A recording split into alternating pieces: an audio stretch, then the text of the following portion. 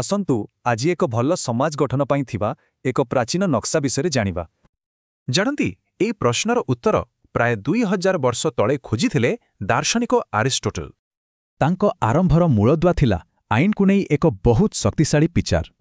ଆରିଷ୍ଟୋଟଲଙ୍କ ମତରେ ଏକ ନ୍ୟାୟପୂର୍ଣ୍ଣ ରାଷ୍ଟ୍ରର ପ୍ରଥମ ସ୍ତମ୍ଭ ହିଁ ଥିଲା ଆଇନ। ସେ ଆଇନକୁ ଦୁଇ ଭାଗରେ ବାଣ୍ଟିଥିଲେ, ଗୋଟିଏ ପ୍ରାକୃତିକ ଆଉ ଅନ୍ୟଟି ମଣିଷ ତିଆରି। ଆଇନର କାମ କେବଳ ନିୟନ୍ତ୍ରଣ ନଥିଲା, ବରଂ ଲୋକଙ୍କୁ ଏକ ନୈତିକ ଜୀବନ ବଞ୍ଚିବାକୁ ଶିଖାଇବା ଥିଲା। ତେବେ ଆଇନ ଥିଲା ଏକ ମାଧ୍ୟମ, ଆଉ ଏହାର ଶେଷ ଲକ୍ଷ୍ୟ ଥିଲା ନ୍ୟାୟ ପ୍ରତିଷ୍ଠା। ତେବେ ଏହି ନ୍ୟାୟ ପ୍ରକୃତରେ କାମ କେମିତି କରେ? ଆରିଷ୍ଟୋଟଲ ଏହାକୁ ବୁଝାଇଛନ୍ତି। ପ୍ରଥମଟି ହେଲା ବଣ୍ଟନକାରୀ ନ୍ୟାୟ, ମାନେ ସମ୍ବଳକୁ ଠିକ୍ ଭାବରେ ବାଣ୍ଟିବା। ଏଠି ସମାନତା ନୁହେଁ, ବରଂ ଯୋଗ୍ୟତା ଦେଖାଯାଏ। ଯିଏ ଯେତିକି ଯୋଗ୍ୟ ତାକୁ ସେତିକି ମିଳିବ। ଆଉ ଦ୍ୱିତୀୟଟି ହେଲା ସଂଶୋଧନକାରୀ ନ୍ୟାୟ। ଏହାର କାମ ହେଉଛି କୌଣସି ଭୁଲକୁ ଠିକ୍ କରିବା।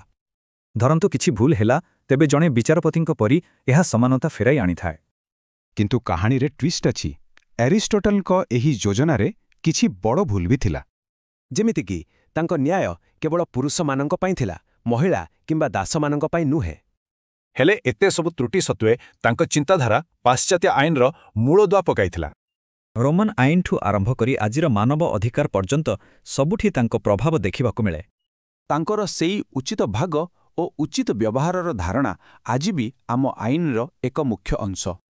ଏସବୁ ଆମ ପାଇଁ ଏକ ବଡ଼ ପ୍ରଶ୍ନ ଛାଡ଼ିଯାଏ, ଯାହାର ଉତ୍ତର ଆଜି ବି ଆମେ ଖୋଜୁଛୁ।